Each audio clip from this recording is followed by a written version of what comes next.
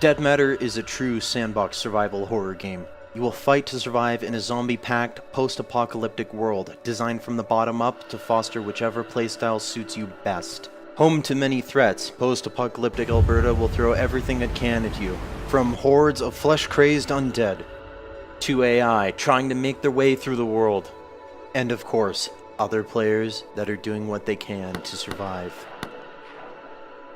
Though above all else, mistakes are killer. Plan accordingly. Our massive world is based on Alberta, Canada, and it is designed to deliver an immersive world that is packed full of landmarks begging to be explored. We've developed a huge variety of procedural generation tools with artist control in mind. These tools allow our very small team of artists to deliver a large, detailed, and immersive world. All of the tools we are currently showing will be available to the modding community.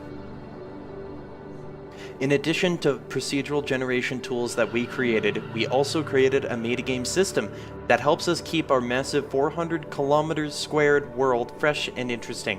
The metagame manages the loot economy, the electricity and water flowing through the map, trees that have been chopped down, potential sources of contamination for resources, as well as the weather, including a season cycle.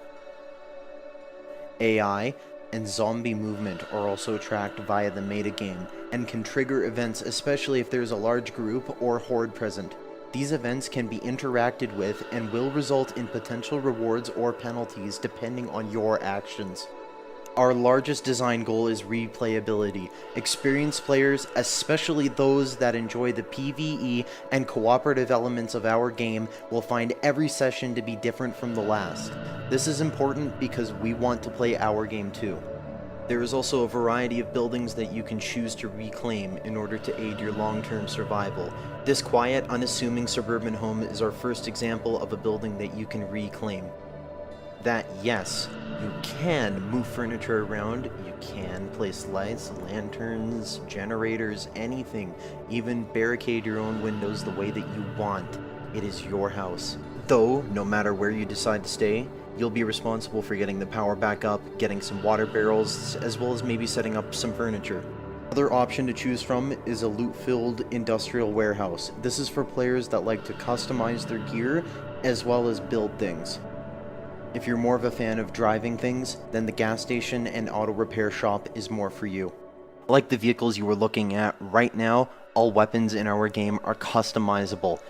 Currently we have over 50 unique melee weapons and counting in our game.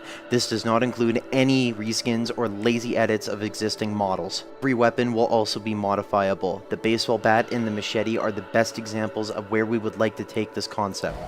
We need your help to get a polished, playable alpha version of our game onto Steam within the next 6 months. We will need to be able to hire essential personnel to work full-time until we hit our planned release date, and with your help, we can make it happen. Please check out our backer rewards, as we have plenty of options available, such as a park bench, a road, or even an entire town being named after you for your contribution. All backers will also receive a mention in the game credits.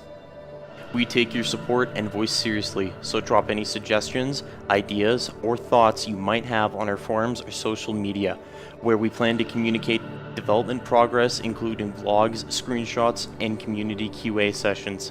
Help us help you answer the age-old question of what would I do in a zombie apocalypse?